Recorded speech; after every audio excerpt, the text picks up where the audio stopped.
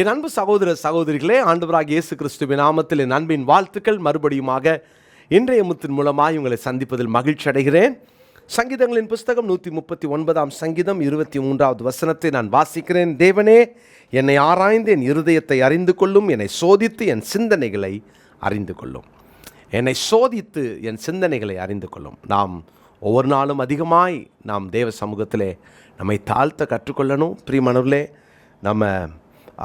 நம்முடைய சிந்தையில் மேட்டிம சிந்தை வந்துடக்கூடாது, மாம்ச சிந்தை வந்துடக்கூடாதுன்னு தொடர்ந்து தியானிக்கிறோம். அக்கிரம சிந்தை வந்துடக்கூடாது. இதெல்லாம் அருவருப்பானது. ஏன்னா சிந்தையில் தான் இன்றைக்கி நிறைய யுத்தங்கள் நடந்துக்கிட்டே இருக்குது இல்லையா? நம்மளோட சிந்தையில் என்ன சிந்திக்கிறோன்னு நமக்கு பக்கத்தில் இருக்கவங்களுக்கு கூட தெரியாது. ஆனால் சிந்தையில் ரொம்ப கவனமாக இருக்கணும். அது பிசாசுக்கு கதவை திறந்து விடுவதற்கான ஒரு வாசல். தேவையில்லாத சிந்திச்சுட்டா உள்ளே வந்துடுவான். எனவே எப்போதும் உங்கள் சிந்தை கதவை அடைச்சி வைங்க. தேவையில்லாததை சிந்திச்சிடாதீங்க. அதை சரி பண்ணுறதுக்கு அது ரூட் என்னென்னா இருதயம் சுத்தமாக்கப்படணும். இன்றைக்கி இன்னொரு சிந்தையை குறித்து அப்போஸ்தலனாகிய பவுல் எபேசியருக்கு எழுதின நிருபம் 4ஆம் அதிகாரத்தின் 17வது வசனத்தில் அவர் சொல்லுகிறார். எபேசியர் 4:17, ஆதலால் கர்த்தருக்குள் நான் உங்களுக்கு சாட்சியாக சொல்லி எச்சரிக்கிறது என்னவெனில், மற்ற புறஜாதிகள் தங்கள் வீணான சிந்தையிலே நடக்கிறது போல நீங்கள் இனி நடவாமல் இருங்கள். மற்ற புறஜாதிகள் தங்கள் வீணான சிந்தையிலே நடக்கிறது போல நீங்கள் நடக்காதீங்க. அப்போது வெளி உலகம் எப்படி சிந்திக்கிறார்கள், என்ன சிந்திக்கிறார்கள்? அவங்க சிந்தை வீணானது என்று வாசிக்கிறோம். இன்னொரு வார்த்தையில் பயனற்ற சிந்தை. இந்த பயனற்ற சிந்தை இருக்குது பாருங்கள். நம்ம சிந்திப்போம், உட்காந்து யோசிச்சுக்கிட்டே இருப்போம். சிலவங்க லைஃப்பில் பார்த்திங்கன்னா அவங்க உட்காந்து சிந்திச்சு என்ன நடக்க போகுது அப்படின்னா ஒன்றும் நடக்காது. அவங்க சிந்தித்தது ஏதாவது நடக்குமா? நடக்காது. தேவையில்லாததை உட்காந்து சிந்திச்சிட்ருப்பாங்க. தேவையில்லாததை உட்காந்து மனசில் அதையே போட்டு அசைப்போட்டுட்டு உட்காந்துருப்பாங்க. இதெல்லாம் வீணானது. இதெல்லாம் பயனற்ற சிந்தை. இன்றைக்கி இந்த பயனற்ற சிந்தை எவ்வளவு ஆபத்தானது. பிரியமானவர்களே, நமக்குள்ளே இந்த பயனற்ற சிந்தை இருக்குதான்றத நான் சில வசனங்களை குறித்து நான் உங்களுக்கு அதை மேற்கோள் காட்டுறேன். நீங்கள் அதை குறிச்சிக்கோங்க. 4ஆம் அதிகாரம் 18ஆம் வசனத்தில் அங்கே பார்த்தீங்கன்னா, அவர்கள் புத்தியிலே அந்தகாரப்பட்டிருக்கிறார்கள். அந்தகாரங்கள் முழுசும் பிசாசுக்கு இடம் கொடுத்த புத்தி. அப்போ என்ன சிந்திக்கிறோன்னே தெரியாது. சிலவங்க பார்த்தீங்கன்னா அவங்க ஒரு வேலை செய்வாங்க, என்ன நடக்குதுன்னே தெரியாது, அப்படியே இருப்பாங்க. பிளாக் அவுட் ஆன மாதிரி அவங்க சிந்தை இருக்கும். என்ன சிந்திக்கிறாங்கன்னே தெரியாது. அவங்க செய்கிறது பக்கத்தில் இருந்து கூப்பிட்டா கூட அவங்களுக்கு தெரியாது.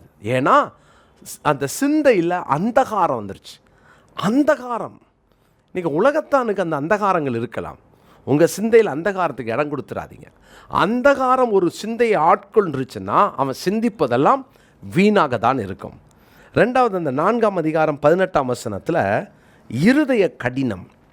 ஒரு மனுஷனுடைய புத்தி சிந்தை வீணானதாக இருக்கிறது என்றால் அதுக்கு என்ன காரணம்னா இருதய கடினம். கர்த்தர் பேசுவார், விசுவாசி ஒன்றும் ஆகாது. ஆனால் நம்ம இருதயத்தை கடினப்பட்டுட்டு அப்படியே உட்காந்துருப்போம். இருதய கடினத்து நிமித்தமாக நம்ம அந்தகார சிந்தை, அந்தகார புத்தி பாருங்கள், இப்போ வீணானதை சிந்திக்கிற மாதிரி ஆகிப்போச்சு. இருதயத்தில் கடின இருதயம். எத்தனை முறை பிரசங்கம் கேட்டாலும் நமக்கு அது உள்ளே போகவே போகாது. அந்த இருதய கடினப்பட்டதுனால தான் நம்முடைய சிந்தையில் வீணானதை சிந்திக்கிறோம். இருதயம் அது சதையான இருதயமாக இருந்தால், கல்லான இருதயமாக இல்லாமல் சதையான இருதயமாக இருந்தால் நம்ம வார்த்தையை ரிசீவ் பண்ணுவோம். கல்லுக்குள்ளே வார்த்தை அந்த விதைகள் விதைக்கப்படும் போது கற்பாறைக்குள்ளே உள்ளே போகவே இல்லையே. ஏன்னா அது உள்ளே போவிடாது. கற்பாறை அதுதான் கடினமான இருதயம். இருதய கடினம் நம்முடைய சிந்தையை அது தேவையில்லாததை பயனற்றதை சிந்திக்க வச்சிரும். மூணாவது, 4ஆம் அதிகாரம் 19ஆம் வசனத்தில் உணர்வில்லாதவர்கள் அவங்க வாழ்க்கையில் நடக்கிற காரியங்களை குறித்த உணர்வு இருக்காது, செய்கிற காரியத்தை குறித்த உணர்வு இருக்காது, அவங்களுக்கு வெளியிலிருந்து வருகிற தாக்குதலில் உணர்வு இருக்காது. உணர்வற்றவர்கள் சிந்தையில் வீணாய் சிந்திக்கிறார்கள். வீணான சிந்தனை, உணர்வற்றவர்கள். 4:19 அடுத்து சொல்கிறாரு, அசுத்தங்களை ஆவலோடு நடப்பிக்கிறவர்கள். கொஞ்சமும் தெய்வ பக்தி, தெய்வ பயம் இருக்காது. அசுத்தத்தை ஆவலாய் நடப்பிக்கிறவங்க. ஏன்னா இருதயம் தான் கடினப்பட்டு போச்சே. நீங்கள் இது எல்லாத்தையும் உட்காந்து நீங்கள் கொஞ்சம் யோசித்து பார்த்தீங்கன்னா உன்னோடு இன்டர்லிங்க் ஆகிருக்கும். அந்தகார புக்தி அந்தகாரம், அதனால் இருதய கடினம். இருதயம் கடினமாச்சுன்னா உணர்வு இருக்காது.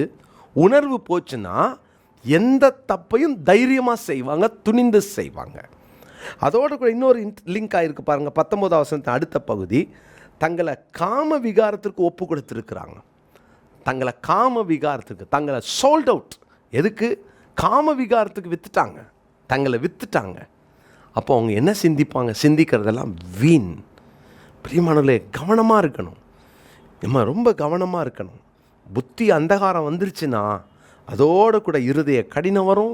இருதய கடினமாச்சுன்னா உணர்வு போயிடும். உணர்வு போச்சுன்னா அசுத்தத்தை ஆவலோடு துணிகரமாக நடப்பிப்போம். அசுத்தத்தை ஆவலோடு நடப்பிக்க ஆரம்பித்தா சரீர அவயவங்கள் எல்லாத்தையும் விற்றுருவோம். இப்போது நமக்கும் தேவனுக்கும் சம்மந்தமே இல்லாத வாழ்க்கை. நம்ம சிந்திப்பதெல்லாம் வீணானது, பயனற்றது. கவனமாக இருப்போம். எபேசியர் 4:17 இந்த நாளில் மனப்பாட வசனமாக குறித்துக்கொள்வோம். ஆதலால் கர்த்தருக்குள் நான் உங்களுக்கு சாட்சியாக சொல்லி எச்சரிக்கிறது என்னவெனில், மற்ற புறஜாதிகள் தங்கள் வீணான சிந்தையிலே நடக்கிறது போல நீங்கள் இனி நடவாமல் இருங்கள். ஜெபிக்கலாமா? நல்ல தாப்பனே, வீணான சிந்தனை எங்களுக்குள்ளே வராமல் கவனமாய் ஆண்டவரே, எங்கள் சிந்தனையை நாங்கள் சிந்திக்கிறது எப்போதும் பயனுள்ளதாக இருக்க கிருபைத்தார். அன்றைய இதுக்கெல்லாம் அந்த ரூட்டை நாங்கள் இது வரைக்கும் பார்க்காம விட்டுட்டோம். அதோடைய ரூட் எவ்வளோ முக்கியன்றதை எங்களுக்கு இன்றைக்கி கற்றுக் கொடுக்குறீங்க. உமக்கு நன்றி. எங்கள் இருதயம் கடினப்பட்டு போகாமல், அந்தகார புத்தி வராமல், ஆண்டவரே உணர்வற்று போகாமல், துணிகிற பாவங்களை நாங்கள் செய்யாமல், ஆண்டவர் எப்போதும் எங்கள் அவயவத்தை நீதியின் ஆயுதமாக தேவனே உமக்கு ஒப்பு கொடுக்க இன்றைக்கி எங்களை அர்ப்பணிக்கிறோம். தொடர்ந்து பேசும், உடைய நாமத்தை மகிமைப்படுத்தும். இயேசுவின் நாமத்தில் பிதாவே, ஆமென். என் அருமையான தேவனுடைய பிள்ளைகளே, இன்றைக்கி தமிழ்நாட்டினுடைய எலெக்ஷன். தமிழகத்தில் இருக்கிற அன்பு சகோதர சகோதரிகள் மறந்துடாமல் உங்கள் ஓட்டை போடுங்க. நிறையா பேருக்கு நான் ஒருத்தன் ஓட்டு போடுறதுனால ஏதாவது நடக்குமான்னு நினைக்கலாம். இது ஜனநாயக கடமை. தயவு செய்து நீங்கள் உங்களுடைய ஓட்டை பதிவு பண்ணிடுங்க. வீட்டில் இருந்தாங்க யாராவது எழும்ப முடியாமல் இருந்தால் கூட நீங்கள் தூக்கிட்டு போயாது ஓட்டு போட வச்சுருங்க. ஒவ்வொரு ஓட்டும் ரொம்ப முக்கியமானது. கவனம். இந்த நாட்களில் நம்ம ரொம்ப கவனமாய், ஞானமாய், தேவனுக்கு பயந்து, இனி வரப்போகிற ஒரு பிரதமர் நமக்கு எல்லாரையும் அரவணைத்து போகிற பிரதமராக இருக்கின்ற ஜபத்தோடு நீங்கள் உங்களுடைய ஓட்டுகளை செலுத்த அன்போடு கேட்டுக்கொள்கிறேன். கர்த்தர் பெரிய காரியங்களை செய்வார். ஜெபிக்க மறந்துடாதீங்க. தமிழ்நாடு எலெக்ஷன் முடிஞ்சிச்சுன்றதுனால அதோடு கூட நமக்கு இனி ரிசல்ட் தானே நினச்சிடாதீங்க. தொடர்ந்து ஜூன் 4 வரைக்கும் இரவும் பகலும் நம்ம ஜெபிக்க போகிறோம். ஒவ்வொரு மண்டேயும் நம்ம நைட் ஜெபிக்கிறோம். ஜபத்தில் கலந்து கொள்ளுங்கள். God bless you. கிறிஸ்துவுக்குள் பிரியமானவர்களே, இயேசு கிறிஸ்துவின் இனிய நல்ல நாமத்தில் என் அன்பின் வாழ்த்துக்கள். இந்த 2024 வருஷத்தின் பாராளுமன்ற தேர்தலுக்காக நம்முடைய தேசம் ஆயத்தமாகி கொண்டிருக்கிறது. எல்லா கட்சிகளும் மிக மும்முரமாக செயல்பட துவங்கிவிட்டார்கள்.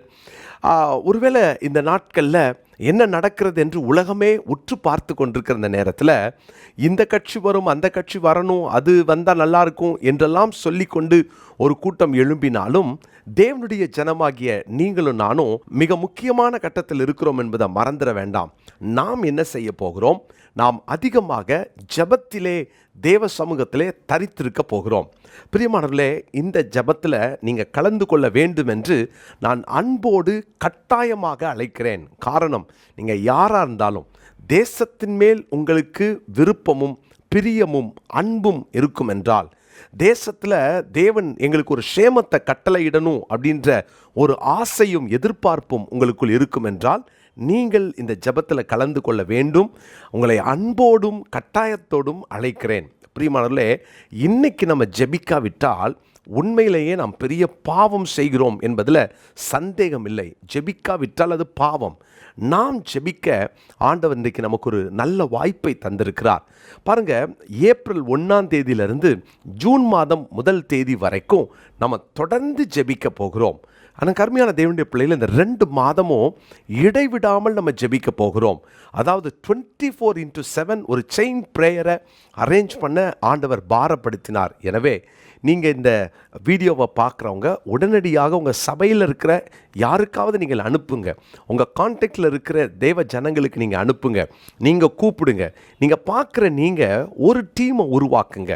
ஒரு குரூப்பை நீங்கள் உருவாக்கலாம். அந்த குரூப்பில் நீங்கள் ஒரு லீடராக இருங்க. அந்த குரூப்பில் 96 பேரை நீங்கள் இணைக்க வேண்டும்.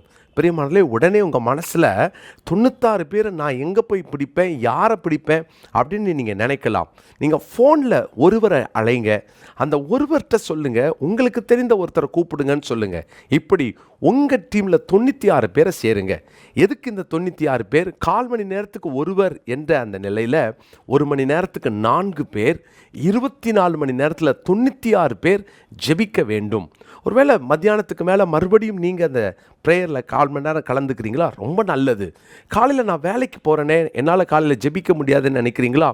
வீட்டில் இருக்கிறவங்க அல்லது ஒர்க் ஃப்ரம் ஹோம் அப்படின்னு சொல்கிறவங்க அல்லது ஹோம் மேக்கர்ஸ், நீங்கள் என்ன பண்ணலாம், காலையில் அந்த டைமை எடுத்துக்கோங்க. வேலைக்கு போயிட்டு வரவங்களுக்கு சாயங்காலம் 5 மணிக்கு மேலே நீங்கள் கொடுக்கலாமே. இரவு உங்களுக்கு தெரிந்தவங்க யாராவது வெளிநாட்டில் இருந்தாங்கன்னா அவங்கள நீங்கள் இதில் இணைக்கலாமே. ஆனால் ஜெபிக்க வேண்டும். பிரியமானவர்களே, இப்படி பல குழுக்களை பல ஸ்டேட்டில் டிஸ்ட்ரிக்டில் ஏற்படுத்தி கொண்டிருக்கிறோம். நீங்கள் இதில் கலந்து கொள்ளுங்கள். கீழே காண்கிற இந்த ஃபோன் நம்பரில் வாட்ஸ்அப்பில் ப்ரேயர் ரிக்வெஸ்ட் வேணும்னு கேட்டிங்கன்னா எந்த மொழியிலும் நாங்கள் கொடுக்க ஆயத்தமாக இருக்கிறோம். கன்னடமாக இருக்கட்டும், தெலுங்காக இருக்கட்டும், மலையாளமாக இருக்கட்டும், ஹிந்தியாக இருக்கட்டும், இங்கிலீஷாக இருக்கட்டும், தமிழாக இருக்கட்டும், நாங்கள் உங்களுக்கு அனுப்பி வைக்க ஆயத்தமாக இருக்கிறோம். ஆனால் நீங்கள் ஜெபிக்க வேண்டும். நீங்கள் இன்றைக்கி சபையாக இணைந்து கொள்ளுங்கள்.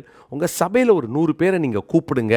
நம்ம சேர்ந்து ஜெபம் பண்ணலான்னு சொல்லுங்கள். இது ஜூன் மாதம் 1 தேதி வரைக்கும் இந்த ஜெபத்தை நாம் ஏறெடுக்க வேண்டும். பிரியமானவர்களே, தவற விட்டுறாதீங்க. இது மிக முக்கியமான ஒரு தேர்தல் என்பதில் எந்த சந்தேகமும் இல்லை. அன்போடு கூட உங்களை அழைக்கிறேன். உடனடியாக இணைந்து கொள்ளுங்க. எனவே நம்ம சும்மா இருக்காம உடனடியாக இதில் கலந்து கொள்வோம். தேவன் உங்களை ஆசீர்வதிப்பார். தேசத்திற்காக ஜெபிக்கிறதை ஆண்டவர் சபையின் இடத்துல தான் எதிர்பார்க்கிறார். நாம் தான் ஜெபிக்க வேண்டும். ஜெப குறிப்புகளை வாட்ஸ்அப் மூலமாக உங்களுக்கு நாங்கள் அனுப்பி வச்சுருவோம். அதுக்காக பிரிண்ட் பண்ணப்பட்ட புத்தகம் ஆயத்தமாக இருக்குது. எந்த மொழியில் இருந்தாலும் சரி, நாங்கள் உங்களுக்கு அதை அனுப்பி வைக்கிறோம்.